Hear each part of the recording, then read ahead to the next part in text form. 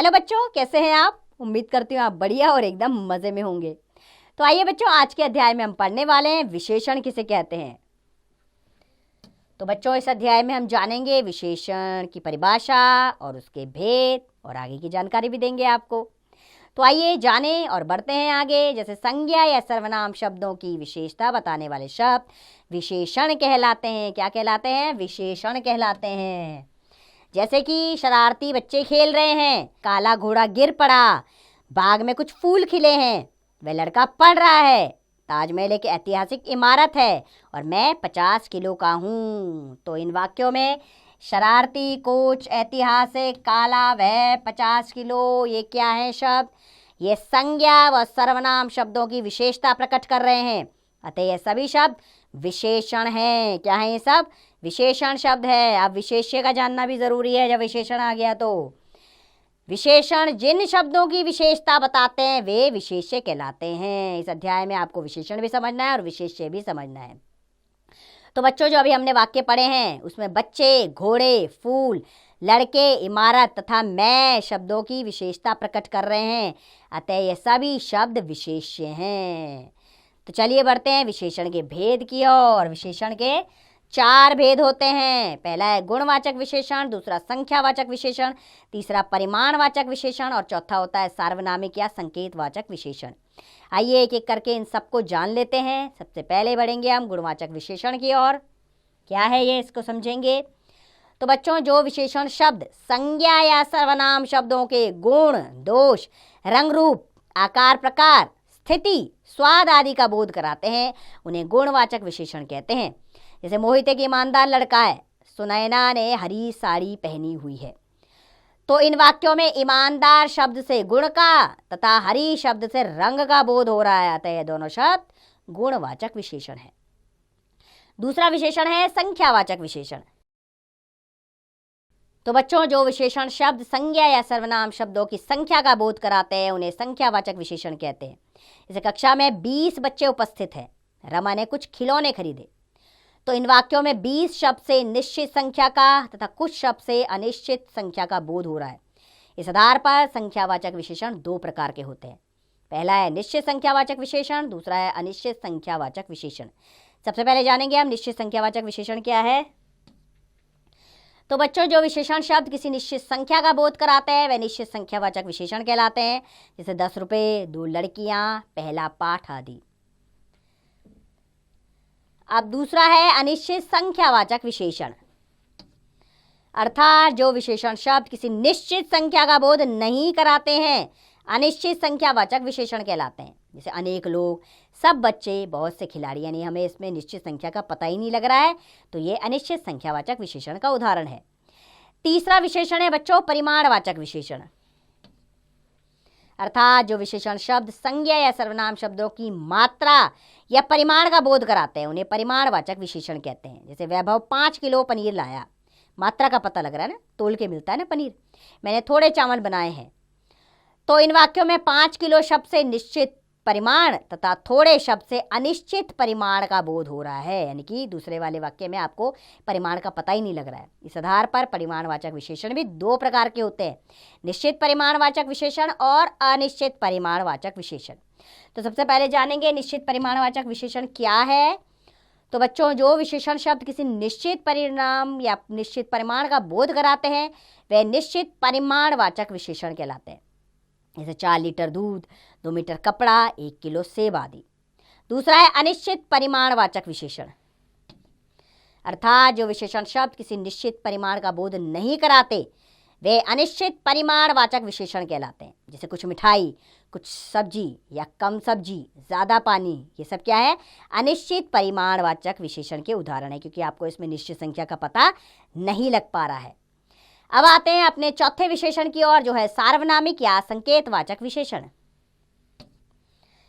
तो बच्चों, जो सर्वनाम शब्द संज्ञा शब्दों से पहले आकर उनकी ओर संकेत करते हैं उन्हें सार्वनामिक अथवा संकेतवाचक विशेषण कहते हैं।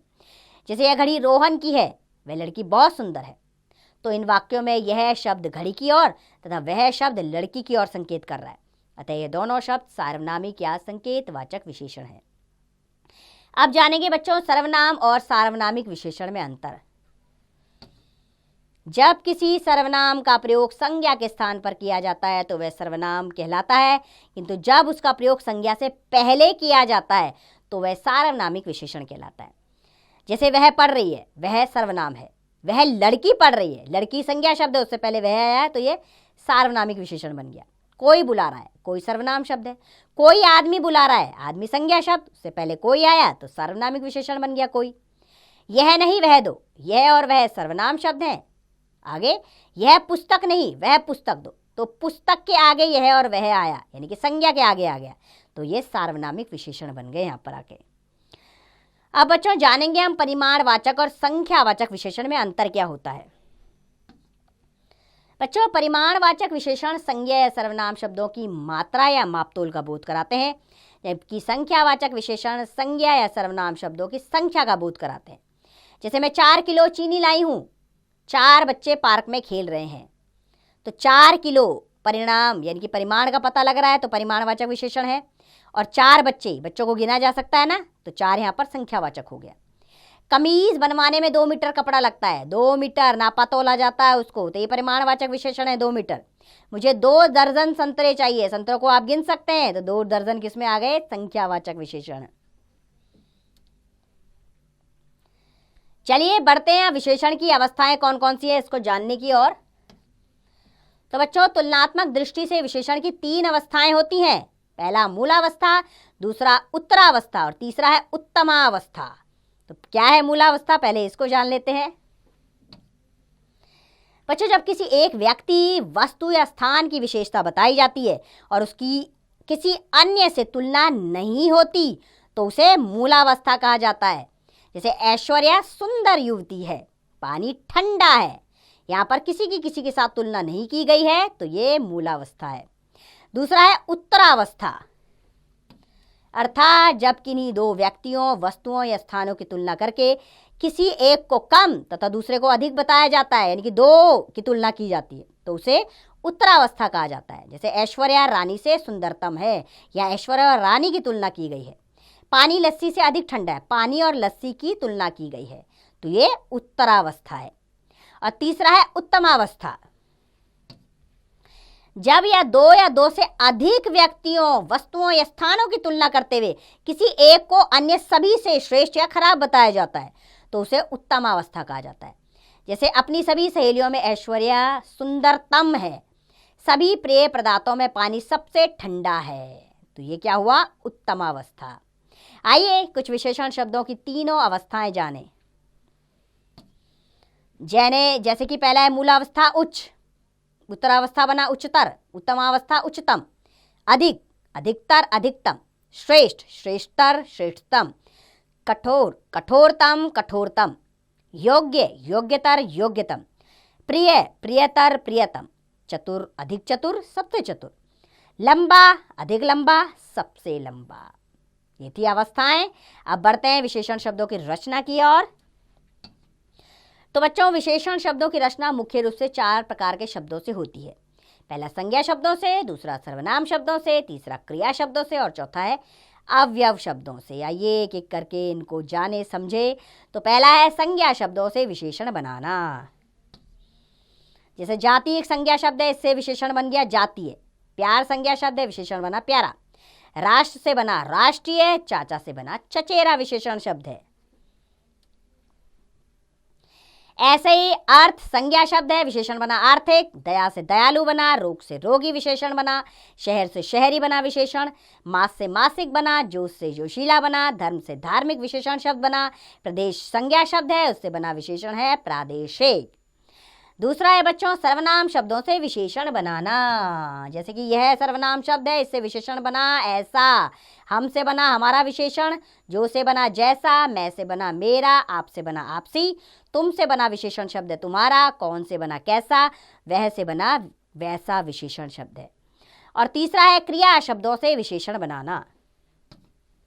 जैसे कि पढ़ना से विशेषण बना पढ़ाकू। लड़ना से लड़ाकू। भूलना से भुलक्कड़।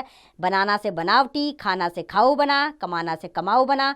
भागना से भगोड़ा बना। तैरना से तैराक विशेषण शब्द बना। चौथा है अवयव शब्दों से विशेषण बनाना। जैसे कि भीतर एक अवयव शब्द है, इससे विशेषण बना भीतरी, आगे से बना अगला, पीछे से बना पिछला विशेषण, नीचे से निचला बना, ऊपर से ऊपरी बना विशेषण शब्द, बाहर से बाहरी विशेषण शब्द बना। तो बच्चों विशेषण तो हमने जान लिया, इसकी अवस्थाएं भी जान ली, लेकिन अब ये भी जानना जरूरी है कि आखिर प्रविशेषण किसे कहते हैं।